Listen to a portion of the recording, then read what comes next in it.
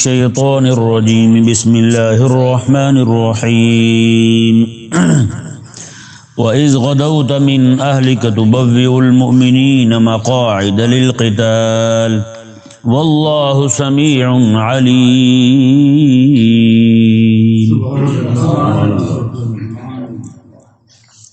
یہاں سے غزوات کا ذکر شریف شروع ہو رہا ہے۔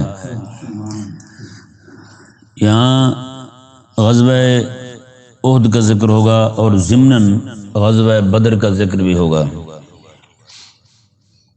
یہ ذہن میں رہے کہ غزوہ بدر جب ہوا، کریمہ کا صلی اللہ علیہ وآلہ وسلم ایک قافلے کو روکنے کے لیے مدینہ منورہ سے تشریف لے گئے۔ صحیح روایات کے مطابق 313 لوگ تھے آقا علیہ السلام کے ساتھ۔ یہاں سے مدینہ سے روانہ ہوئے۔ ابو سفیان جو ہیں اس وقت انہوں نے کلمہ نہیں پڑھا تھا، تو یہ قافلہ لے کر تجارتی شام سے مکہ کی طرف جا رہے تھے۔ آقا علیہ السلام صحابہ کرام علیہ رضوان کو لے کر کے یہاں سے روانہ ہوئے مدینہ منورہ سے۔ جب انہیں اطلاع ملی کسی بندے کے واسطے سے کہ کریمہ علیہ السلام ہمارے قافلے کو روکنے کے لیے آ رہے ہیں، تو ابو سفیان نے فوراً بندہ روانہ کیا مکہ مکرمہ ابو جہل کی طرف، کیونکہ ابو جہل جو تھا وہ سردار تھا۔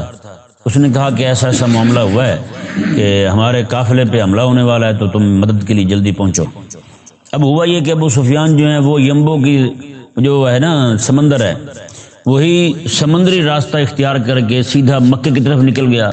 کریمہ علیہ السلام ابھی بدر میں تھے، تو وہ چونکہ آقا علیہ السلام کی پکڑ سے نکل گئے، تو اس نے پیغام بھیجا ابو جہل کو کہ اب ہم نکل آئے ہیں، تو لہٰذا تمہیں آنے کی ضرورت نہیں ہے، اب اپنے گھر میں ہی رہو۔ اب ایک تو یہ لڑنے کی تیاری سے نہیں آئے تھے آقا علیہ السلام کے صحابہ کرام علیہ رضوان، چند تلواریں تھیں، 10-12 تلواریں بس جی، اور کچھ گھوڑے تھے ان کے پاس، اونٹ تھے ان کے پاس، سواریاں بھی پوری نہیں تھیں، لوگ زیادہ تر پیدل تھے۔ تو وہ لوگ جو ہیں اب وہ سارے کے سارے لڑائی کی تیاری سے آ رہے ہیں۔ ابو جہل جو ہے وہ لڑائی کی تیاری سے آ رہا ہے، اور اس نے سارے جو تیار کی تھے وہ سارے نوجوان تھے، لڑنے والے تھے، 1000 بندے کی تعداد کے ساتھ، اور جنگی ساز و سامان بھی وافر مقدار میں جی، اور شراب تک لے کر آئے پینے کے لیے، بھی بعد میں جشن کے طور پر ہم اسے پئیں گے، بھی اسے وہاں پہ چھوڑ ڈالیں گے جی، اور کھانے پینے کا سامان بھی وافر مقدار میں تھا ان کے پاس۔ تو یہ جب آپ پہنچے وہاں پر بدر کے مقام پر، تو آقا علیہ السلام رب تبارک و تعالی نے وہ ضمن بیان کیا یہاں پر، تو ان کی آپس میں مڈ بھیڑ ہوئی، 70 سے زائد بندے ان کے مارے گئے، اور 70 سے زائد بندے ان کے گرفتار ہوئے۔ اللہ تبارک و تعالی نے واضح فتح عطا فرمائی اہل ایمان کو، اہل اسلام کو۔ اسی دن کو یوم الفرقان کا نام دیا گیا۔ اس کے بعد یہودیوں پر رعب طاری ہو گیا اہل اسلام کا، اور منافقین جو ہیں وہ بھی کافی سہم گئے۔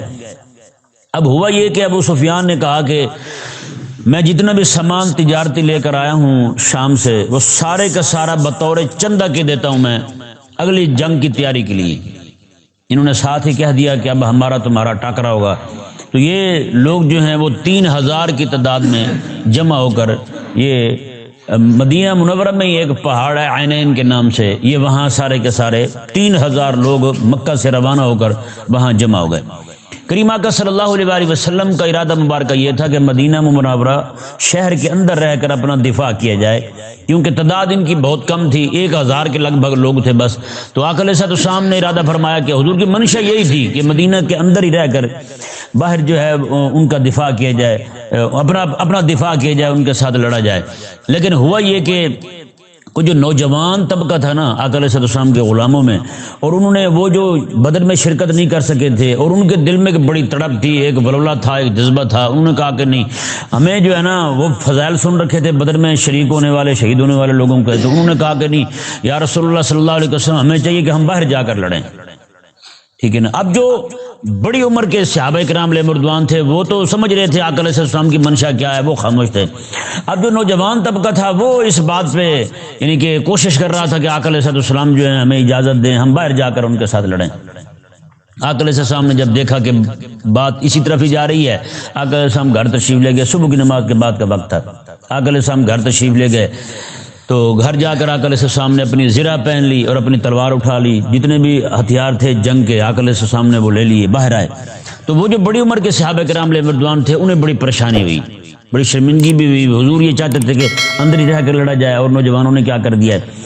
اب وہ آقا علیہ السلام کی بارگاہ میں حاضر ہوئے، بڑی عمر کے صحابہ کرام علیہ رضوان، اور عرض گزار ہوئے، یا رسول اللہ صلی اللہ علیہ وسلم، جیسے آپ کا ارادہ ہے نا، جیسے آپ کی منشا ہے کہ اندر ہی رہ کر اپنا دفاع کیا جائے، ہم وہی کرنے کو تیار ہیں، آپ یہیں تشریف رکھیں. آقا علیہ السلام اکیلے ہی روانہ ہو پڑے. آقا علیہ السلام نے فرمایا کہ یہ نبی کی شان کے لائق ہی نہیں ہے جب وہ ہتھیار پہن لے اور جب تک کافروں کو مار نہ لے اپنے ہتھیار اتارے. اب یہ نہیں ہو سکتا، اب میں واپس نہیں آتا. بس کریمہ کا صلی اللہ علیہ وسلم روانہ ہوئے تو باقی صحابہ کرام علیہ رضوان بھی روانہ ہو پڑے. بدر کے بعد جا کے عبداللہ بن ابی جو منافق تھا ذلیل، یہ مسلمان ہوا تھا. بدر کے بعد مسلمان ہوا تھا. جب مسلمانوں کو سیاسی غلبہ حاصل ہوا نا تو یہ بھی، اس نے بھی کہا کہ چلو جی میں بھی مسلمان ہو رہا ہوں. اوپر سے کلمہ پڑھا تھا تو منافق بے ایمان تھا. تو یہ اس نے کیا کیا، جب روانہ ہوئے نا آقا علیہ السلام تو 1000 کی تعداد تھی. تو اس بدتمیز نے یہ کیا کہ 300 بندے توڑ لیے، ان میں سے 300 بندے واپس لے آیا. اب آپ کو پتہ ہے کہ 300 بندے پہلے روانہ نہ ہوتے تو بات نہیں تھی، لیکن جب 300 بندہ ساتھ روانہ ہو پڑے، 1000 بندے ہوں اور آگے 3000 بیٹھے ہوں، تو ایک دم سے 300 بندہ ہی آ جائے تو باقی لوگوں میں تو ظاہری بات ہے کہ وہ بددلی آئے گی، ان میں بھی کمزوری آئے گی ان کے دلوں کے اندر. تو ان میں 2 گروہ ایسے تھے جن کو بطن کہا جاتا تھا. بطن کہتے تھے ذیلی قبیلے کو. جیسے ایک قوم ہمارے ہاں ہوتی نا جی، جیسے ارائیں کہہ لیں آپ، ان کے نیچے کوئی مہر ہو گئے، کوئی میاں ہو گئے، کوئی جنجوئے ہو گئے، یہ سارے کے سارے ان کی، یعنی کہ بڑی قوم جو ہے نا اس کے نیچے آگے جتنی قومیں بنتی جائیں گے ہوں گے وہ ارائیں، لیکن کسی اور نام سے مشہور ہوں گے، فلانے کے، ادھر کے، ادھر کے، اس طرح ہوتے نا. تو نیچے والی جو قومیں ہوں گے نا سب کو بطن کہیں گے. کیا کہیں گے؟ بطن کہیں گے. اسی طرح اوس اور خزرج یہ 2 انصار کے قبیلے تھے، ان کے آگے بطن تھے 2 قبیلے، ایک کا نام تھا بنو حارثہ اور ایک تھا بنو سلمہ. یہ 2 قبیلے جو تھے، ان دونوں قبیلوں کے دل کے اندر بھی کمزوری آ گئی. انہوں نے بھی کہا کہ 1000 بندے کل تھے، 300 نکل گئے. تو صرف یہ وسوسہ ہی آیا، بس ابھی تک کوئی بات نہیں کی کسی سے، صرف وسوسہ ہی آیا ان کے دل کے اندر کہ ہمیں بھی لوٹ جانا چاہیے، لیکن لوٹے نہیں، وہاں سے واپس نہیں ہوئے. یہ مخلص مسلمان تھے.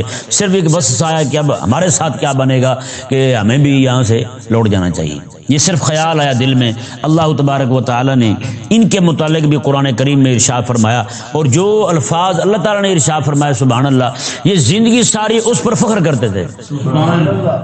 کہتے تھے کہ ٹھیک ہے ہماری کمزوری کا، ہماری ایک وقت کے لمحے کے لیے ہمارے دل میں جو ایک یعنی کہ کمزوری آئی تھی وہ ہمارے دل میں آئی ہے، لیکن ہمیں اس پہ کوئی اب پریشانی نہیں ہے کہ ہماری کمزوری جو ہے اللہ تبارک و تعالیٰ نے بیان کی ہے. کہتے ہیں خوشی اس بات کی کہ اللہ تبارک و تعالیٰ نے جو ہمارے لیے الفاظ بیان کیے نا، واللہ ولیہما، کہ اللہ ان کا ولی ہے.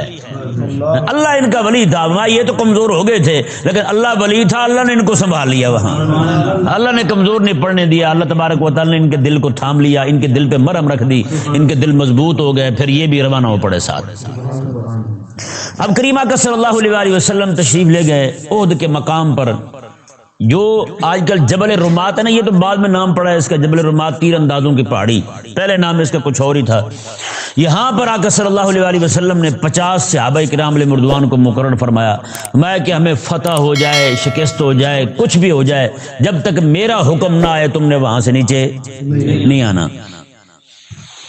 کریمہ کا صلی اللہ علیہ وسلم وہاں تشریف فرما ہوئے تو باقی یہ جو ہیں عینین پہاڑ کے پاس انہوں نے پڑاؤ کیا ہوا تھا مشرکین مکہ نے، یہ آئے حملہ کرنے کے لیے. کریمہ کا صلی اللہ علیہ وسلم کے صحابہ کرام علیہ رضوان نے پہلے زبردست حملہ کیا ان پر، انہیں شکست فاش ہوئی، سارے کے سارے بھاگ گئے وہاں سے، سارے بھاگے، مشرکین میدان چھوڑ کے بھاگ گئے. اسی میدان کے اندر انہیں 2 بار شکست ہوئی ہے، 2 بار بھاگے، 2 بار بھاگے. پہلی بار تو بھاگے ہیں صحابہ کرام علیہ رضوان کے ڈر کی وجہ سے، دوسری بار اللہ تبارک و تعالی نے بغیر صحابہ کے ڈر کے بھگا دیا. حالانکہ جب وہ اتنے سارے صحابہ کرام علیہ رضوان کو قتل کر چکے تھے، شہید کر چکے تھے، حضرت حمزہ شہید ہو چکے تھے. 50 صحابہ کرام علیہ رضوان جو اوپر کھڑے تھے ان میں سے باقی سارے نیچے آ گئے، 12 صحابہ بچے وہ بھی شہید ہو چکے تھے. آقا علیہ السلام کا دفاع کرتے کرتے صحابہ کرام علیہ رضوان کی بہت بڑی تعداد شہید ہو گئی. آقا علیہ السلام کے دندان مبارکہ شہید ہو گئے. آقا علیہ السلام کو اٹھا کر کے لے گئے پہاڑ کے اندر جا کے، ایک پردے والی جگہ تھی، وہیں پہ آقا علیہ السلام تشریف فرما ہوئے. وہاں پہ آقا علیہ السلام کے صحابہ آقا علیہ السلام کے یعنی کہ پہرے کے لیے وہاں کھڑے ہوئے ہیں. اب وہ نعوذ باللہ کر سکتے تھے، آقا علیہ السلام کے باقی صحابہ جو ہیں وہ سارے کے سارے دائیں بائیں ہوئے تھے، نعوذ باللہ آقا علیہ السلام تک پہنچ سکتے تھے، حضرت ابوبکر عمر تک پہنچ سکتے تھے. جب انہوں نے دیکھا نا میدان سارا خالی ہے، باقی صحابہ کرام کوئی ادھر ہو گئے، کوئی ادھر ہو گئے، کوئی ادھر چلے گئے، اس طرح کر کے، تو اس وقت ابو سفیان کے منہ سے نکلا کہ حبل جو ہے نا اس کی فتح ہو. جیسے یہ کہتے ہیں نا جے ہند، جے موتری فلانی شرانی اور نام لیتے ہیں، اس طرح کر کے اس نے بھی نام لیا کہ حبل جو ہے نا بت اس کی فتح ہو. اس وقت کریم آقا علیہ السلام نے حضرت عمر کو فرمایا. اس سے پہلے جو ہے نا اس نے کہا نعوذ باللہ آقا علیہ السلام کے بارے میں مشہور ہو گیا کہ حضور شہید ہو گئے. اس نے پھر کہا کہ ابو بکر کہاں ہے؟ آقا علیہ السلام نے میں چپ رہنا بولنا نہیں. حضرت عمر کا نام لیا، میں چپ رہنا بولنا نہیں. آقا علیہ السلام نے خاموش کروا دیا. ان کے ذہن میں یہ آیا، اس نے کہا کہ سارے شہید ہو گئے. آج ابو سفیان نے کہا سارے شہید ہو گئے. کریم آقا صلی اللہ علیہ وسلم نے منع فرما دیا کہ کسی نے نہیں بولنا. صحابہ کرام علیہ رضوان جو اجلہ صحابہ بیٹھے تھے آقا علیہ السلام کے پاس، منع کرنے کے بعد جب اس نے یہ کہا نا لو جی آج تو اس کی فتح ہو گئی ہے، حبل بت کی فتح ہو گئی ہے، حضرت عمر رضی اللہ تعالیٰ سے نہیں رہا گیا. اور میں اللہ اعلیٰ واجل، میں یہ فتح میرے رب کی ہے، میں یہ حبل جو ہے نا یہ اونچا نہیں ہوا، میں میرے رب کا نام اونچا ہوا ہے. اب بتائیں بندہ مومن جو ہے نا اس کا ایمان رب کی ذات پہ کیسے ہوتا ہے؟ اتنے صحابہ شہید ہو گئے، شہید ہونے کے بعد بھی اگر کسی نے یہ بات کی ہے نا کہ حبل فتح ہو گیا، انہوں نے کہا نا نا نا، کفر کبھی فتح نہیں ہو سکتا. چاہے مسلمان سارے کے سارے شہید ہو جائیں، فتح میرے رب کی ہے، بس بلند ذات میرے رب کی ہے. لیکن آج مسلمان جو ہے نعوذ باللہ من ذالک، انہی حالات کو دیکھیں آپ، آج انہی حالات کو دہرانے کی ضرورت ہے بھائی، انہی حالات کے مطابق ایمان بنانے کی ضرورت ہے. صحابہ کرام علیہ رضوان دیکھیں، ان کے سامنے آقا علیہ السلام زخمی ہو چکے ہیں، دندان مبارکہ شہید ہو چکے ہیں، صحابہ کرام شہید ہو چکے ہیں. اس کے باوجود جب یہ آواز اٹھی نا کہ کفر کی فتح ہوئی ہے، سبحان اللہ، حضرت عمر رضی اللہ تعالیٰ نے جلال میں کہا نا نا نا نا، کفر کی فتح نہیں ہو سکتی، یہ فتح اسلام کی ہے. میں کفر کبھی اونچا نہیں ہو سکتا، شرک کبھی اونچا نہیں ہو سکتا. بلند رہے گا تو رب تبارک و تعالیٰ کا دین اسلام بلند رہے گا. آج ہمارا کیا حال، ہم نے کیا دیکھا؟ مسلمان مظلوم ہوئے، مسلمانوں پر ظلم و ستم شروع ہوا، ہم نے نعوذ باللہ اسلام کو کوسنا شروع کر دیا.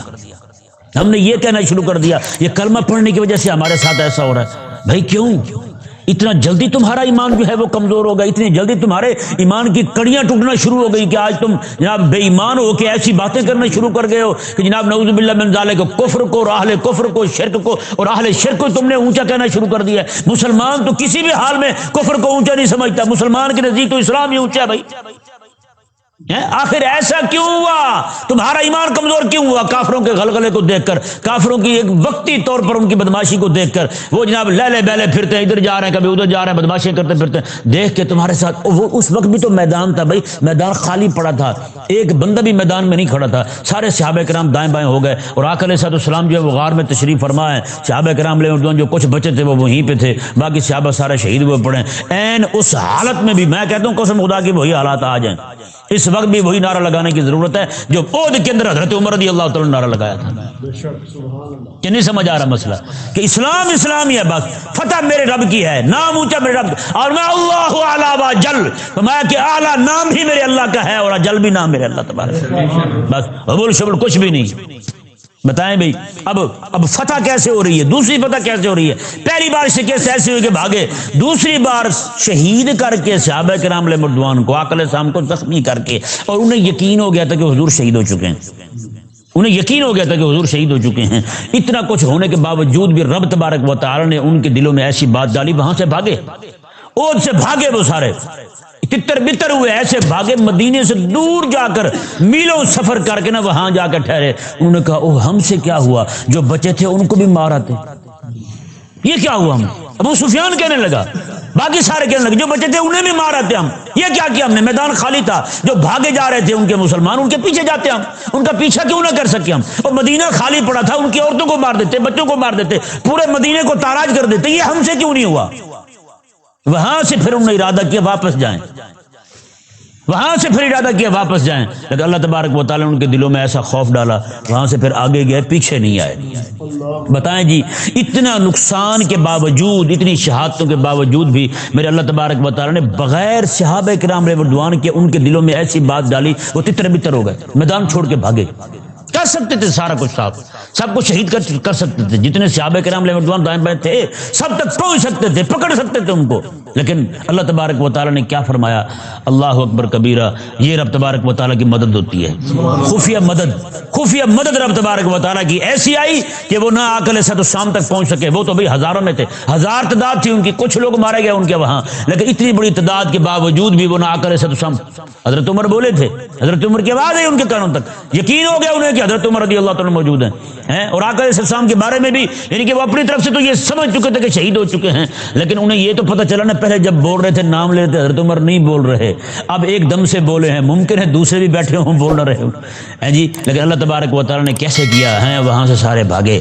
یہ دوسری شکست انہی کے ماتھے پہ لکھی گئی، یہ شکست انہی کے ماتھے پہ لکھی گئی ہے۔ وہ جو شہید ہوئے تھے نا حضرت امیر حمزہ رضی اللہ تعالیٰ عنہ جی، آج بھی مدینے کے کتب وہی ہیں، مدینہ منورہ میں یہ حضرت امیر حمزہ رضی اللہ تعالیٰ عنہ کو جو مزار شریف آج آپ دیکھ رہے ہیں نا جہاں پہ ہے، جو گئے ہیں اللہ تبارک و تعالیٰ قبول کرے، جو نہیں گئے اللہ انہیں بھی لے جائے، یہاں پہ ان کا مزار نہیں تھا، جہاں پہ وہ شہید ہوئے تھے نا جبل رمات کے دامن میں، وہیں پہ حضرت امیر حمزہ رضی اللہ تعالیٰ عنہ کا مزار شریف تھا۔ یہ تو بعد میں آ کر کے وہاں سے ان کا مزار شریف نیچے کی طرف منتقل کیا گیا ہے، وادی کے اندر بالکل جہاں چٹیل میدان ہے وہاں پہ حضرت امیر حمزہ رضی اللہ تعالیٰ عنہ کی تدفین کی گئی ہے۔ ابھی جو مسجد جامع سید الشہداء بنی ہے نا، تعمیر ہوئی ہے، وہاں پہ ایک کرین کے ذریعے کھدائی ہو رہی تھی۔ آقا علیہ السلام کے ایک صحابی، 2-3 صحابی تھے، ان کے مزار شریف جو ہے وہ بھی درمیان میں آ گیا نیچے سے، کیونکہ اس وقت جو ہے وہ سارے تھکے ہوئے تھے، پریشانی بھی تھی بہت زیادہ۔ تو آقا علیہ السلام نے جو قبریں تیار کروائیں، اجتماعی قبریں تھیں، 2-2 3-3 کو آقا علیہ السلام نے دفن کروایا۔ اور مزے کی بات دیکھیں، حضور دفن کر رہے تھے، آقا علیہ السلام آتے تھے پہلے وہ بندہ اٹھا کے دینا جسے رب کو قرآن زیادہ یاد تھا۔ سبحان اللہ، کیا یار، امام الانبیاء علیہ السلام نے معیار کیا دیا ہے، جسے سب سے زیادہ قرآن یاد تھا نا، اس بندے کو پہلے دے مجھے تاکہ اس کی تدفین کی جائے۔ اللہ اکبر۔ یہاں کیا ہے، کہتے ہیں یہاں حافظ قرآن جج نہیں لگ سکتا، وہ لگے جج جو دبئی میں جا کے عورتوں کے ساتھ بغیر لباس کے ڈانس کرتا ہو، وہ جج لگے جو جناب کسی کا غلام ہو، رنڈی بن کے فیصلے کرے، وہ جج بن سکتا ہے، قرآن کا حافظ جج نہیں بن سکتا۔ لیکن ایمان والو، قرآن رب تبارک و تعالیٰ کے نزدیک، اس کے حبیب کے نزدیک معیار کیا ہے عزت کا، میں وہ بندہ پہلے پکڑائیں مجھے جو رب تبارک و تعالیٰ کے قرآن کا زیادہ حافظ تھا، اس رب تعالیٰ کا قرآن زیادہ یاد تھا، وہ بندہ پہلے مجھے میرے ہاتھ میں دیں۔ اور اس طرح کر کے تدفین کی گئی نا، 2-2 3-3 بندوں کو ایک ہی قبر میں دفن کیا گیا۔ تو جامع سید الشہداء شریف جب بنی ہے مسجد شریف، اس کی تعمیر کے دوران کرین کی وجہ سے آقا علیہ السلام کے ایک صحابی جو شہداء احد میں سے تھے، ان کی ٹانگ مبارکہ کو کرین جا لگی، ٹرین کا جو پھاوڑا ہوتا نا وہ لگا، تو اس سے خون بہنا شروع ہو گیا۔ مدینے کے ڈاکٹروں کو بلایا، خون روک ہی نہیں رہا۔ ڈاکٹروں نے متفقہ طور پہ کہا کہ یہ شہید ہیں اور اب انہیں زندگی دے رکھی ہے، خون بند نہیں ہوگا، تم دفن نہیں کر دو بس، اندازہ لگا۔ تو ان کی بھی تدفین جو ہوئی ہے نا وہ بعد میں ہوئی ہے، یعنی وہاں سے نکال کر کے انہیں یہاں نیچے دامن میں دفن کیا گیا حضرت سیدنا امیر حمزہ رضی اللہ تعالیٰ عنہ کو۔ پہلے ان کے مزار شریف وہی تھا جہاں ان کی شہادت ہوئی تھی، جبل رمات کے بالکل دامن میں، ٹھیک ہے نا، بعد میں نیچے بنائی گئی۔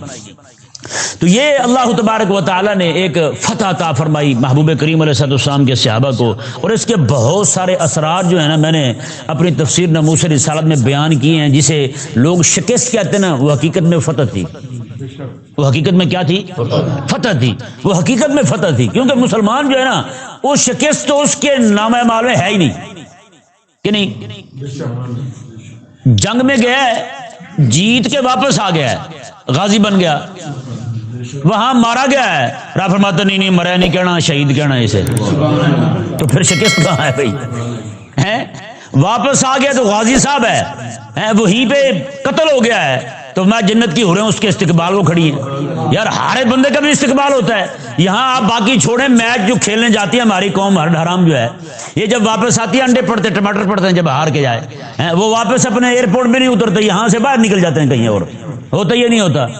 تو بتائیں ہارے ہوئوں کے ساتھ تو یہ ہوتا ہے بھائی، لیکن یہاں رب تبارک و تعالیٰ فرماتا ہے جو میری راہ میں ہار جائے نا، اسے ہارا ہوا تو کیا مردہ بھی نہیں کہنا تم نے، ایسی زندگی میں نے وہ دے رکھی ہے، میں تمہیں شعور ہی کوئی نہیں، ایسی زندگی میں نے دی ہے۔ ہر بندے کی زندگی کا پتہ ہے ہمیں کیسے زندہ ہے، وہ پتہ ہے ہمیں۔ رب تبارک و تعالیٰ نے واحد بندہ یہ ہے جس کے بارے میں لا تشعرون، تمہیں پتہ ہی کون نہیں وہ زندہ کیسے ہے، کیا زندگی عطا فرمائی رب۔ تو شکست والی بات مسلمان کی زندگی میں نہیں ہے، شکست کافروں کے لیے، مسلمان کے لیے شکست نہیں ہے۔ تو آپ کوشش کر کے نا یہی مقام جو ہے نا، آپ ذرا تفسیر ناموس رسالہ شریف جن کے پاس ہے وہ اسے پڑھیں ذرا، انشاءاللہ ایمان تازہ ہو جائے گا۔ ایسے ایسے اسرار اور ایسے ایسے رموز وہاں بیان کیے گئے ہیں، اللہ اکبر، کوئی بندہ یہ سوچ بھی نہیں سکے گا کبھی کہ وہاں کیا ہو گیا تھا۔ 50 صحابہ کرام علیہ رضوان کی حضور نے ڈیوٹی لگائی، تم نے ادھر ہی رہنا ہے، وہ پھر نیچے آئے تو کیوں آئے؟ یہ بھی اللہ تبارک و تعالیٰ کے اسرار میں سے ایک سر ہے، اللہ تبارک و تعالیٰ کے رازوں میں سے ایک راز ہے کہ رب تبارک و تعالیٰ نے اہل ایمان کی آگے کے لیے بھی تربیت فرمانی تھی، آگے کے لیے بھی تربیت فرمانی تھی۔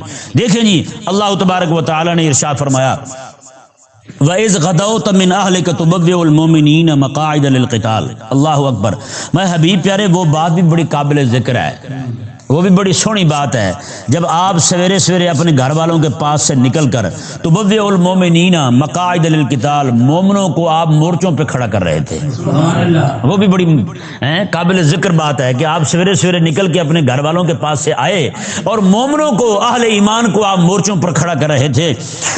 واللہ سمیع علیم، اللہ تبارک و تعالیٰ سارا کچھ سننے والا بھی ہے، جاننے والا بھی ہے، یعنی جو کچھ بھی ہو رہا تھا اللہ تبارک و تعالیٰ سب کچھ سن بھی رہا تھا اور جان بھی رہا تھا، وہ تو علم ازلی ہے رب تبارک و تعالیٰ کا۔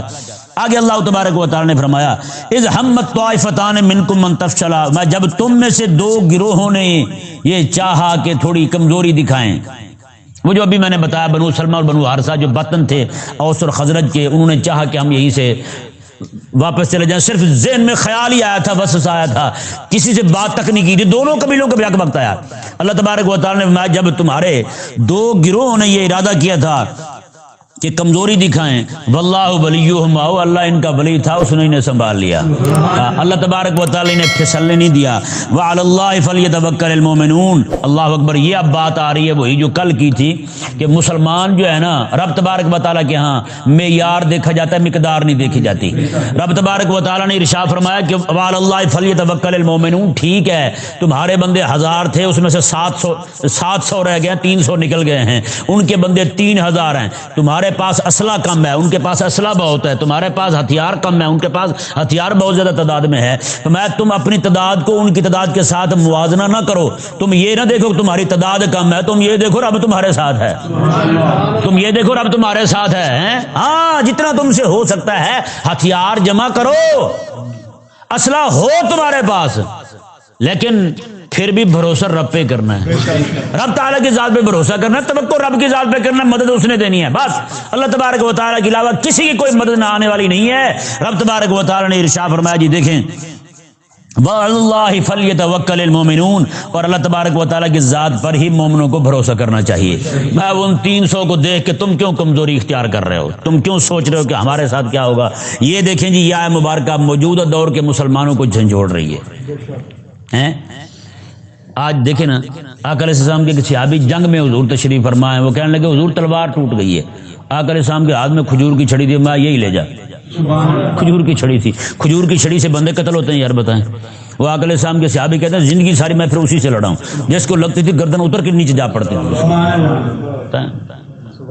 پتہ نہیں ایمان ہمارے اندر سے آج جو نا اسلحہ بھی موجود ہے، فوج بھی موجود ہے، پوری دنیا کے مسلمانوں کے پاس سارا کچھ موجود ہے، صرف ایمان ہی کمزور ہوا ہے اور کچھ بھی نہیں ہے، یا نہیں؟ وہ کہتے ہیں یہ فلانا نہیں ہوگا ڈمکانا نہیں ہوگا تو پھر کیا کریں گے؟ میں نے کہا تمہیں صرف غیرت کی ضرورت ہے، باقی ہر شے موجود ہے تمہارے پاس۔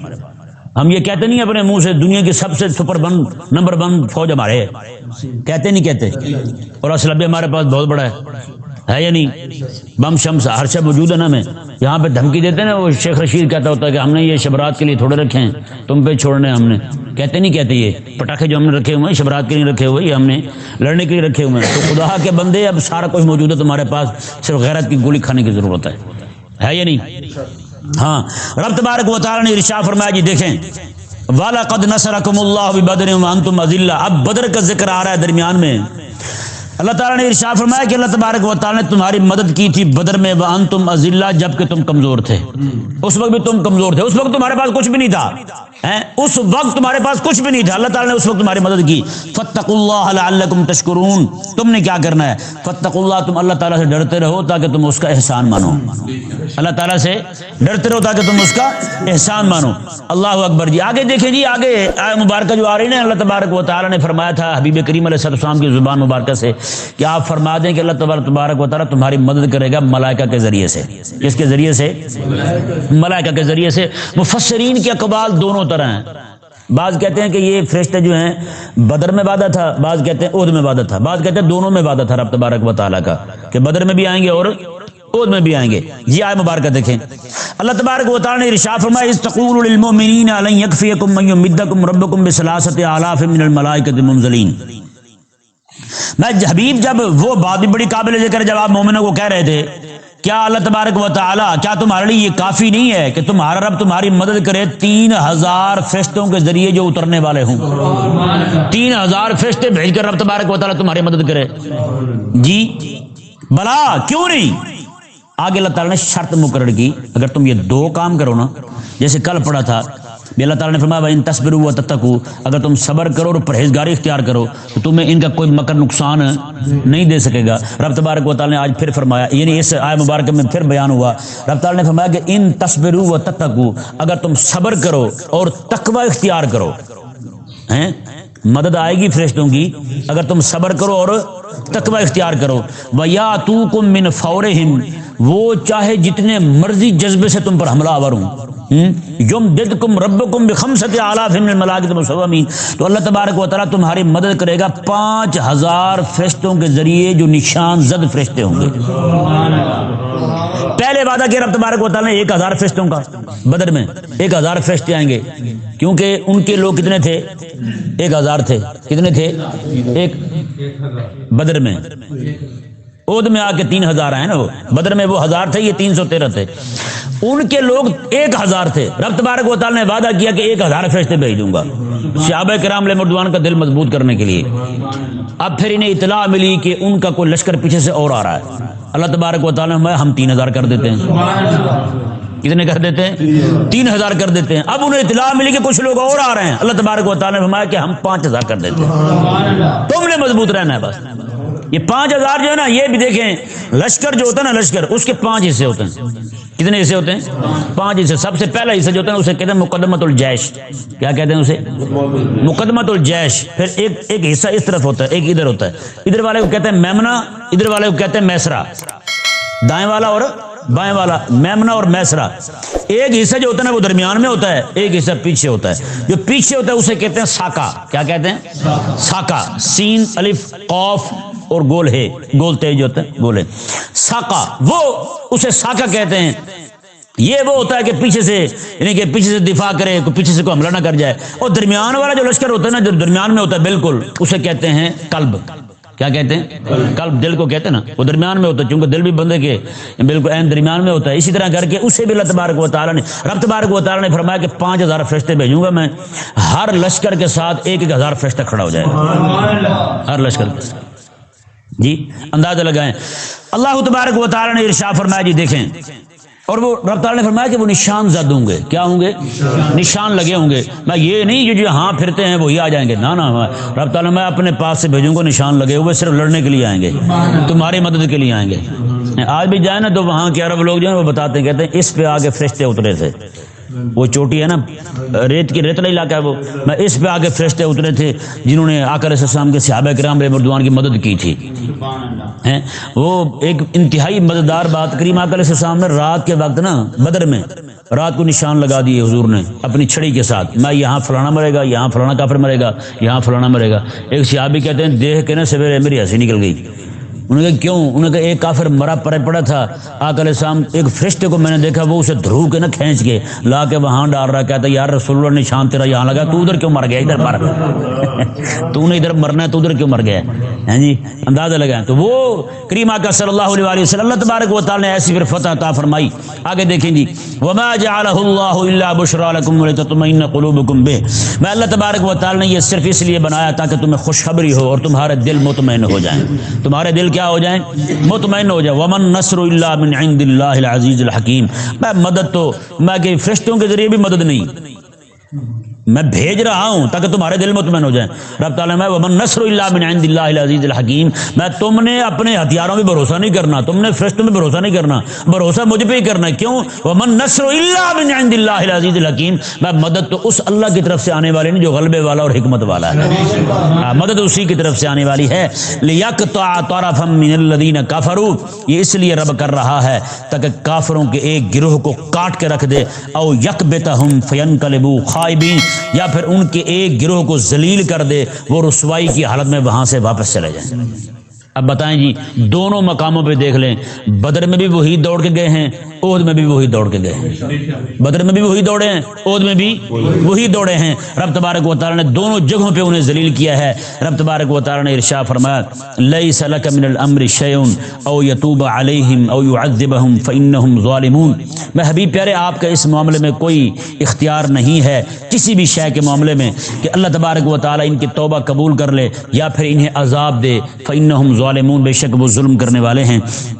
آقا علیہ السلام احد میں دعا کرنے لگے تھے ان کے خلاف دعا کرنے لگے تھے آقا علیہ السلام، تو رب تبارک و تعالی نے وہاں پہ منع کر دیا، کیونکہ وہاں ایسے لوگ موجود تھے جنہوں نے بعد میں کلمہ پڑھنا تھا، بہت بڑی تعداد تھی، وہاں انہوں نے کلمہ پڑھنا تھا۔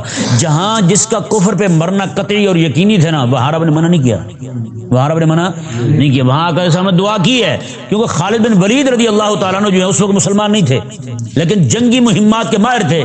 یہ جتنا بھی یعنی کہ بظاہر جو نقصان ہوا ہے انہی کی وجہ سے ہوا ہے۔ احد کے اندر یہی واپس پیچھے سے لشکر لے کر آئے اور آقا علیہ السلام کے صحابہ کو شہید کیا، یہی بعد میں کلمہ پڑھ کے اسلام کے جناب سپہ سالار بنے، جن کو رب تبارک و تعالیٰ نے آقا علیہ السلام نے فرمایا سیف اللہ المسلول، یہ رب کی تلوار ہے اور سونتی ہوئی تلوار ہے، سونتی ہوئی نہیں، چھک کے رکھی تلوار، وہ والی تلوار جسے آقا علیہ السلام نے ارشاد فرمایا۔ رب تبارک و تعالی نے ارشاد فرمایا جی وَلِلَّهِ مَا فِي السَّمَاوَاتِ وَمَا فِي الْأَرْضِ، میں آسمان زمین سارا کچھ اللہ تعالیٰ کا ہے، جو کچھ ان میں ہے وہ بھی رب تعالیٰ کا ہے۔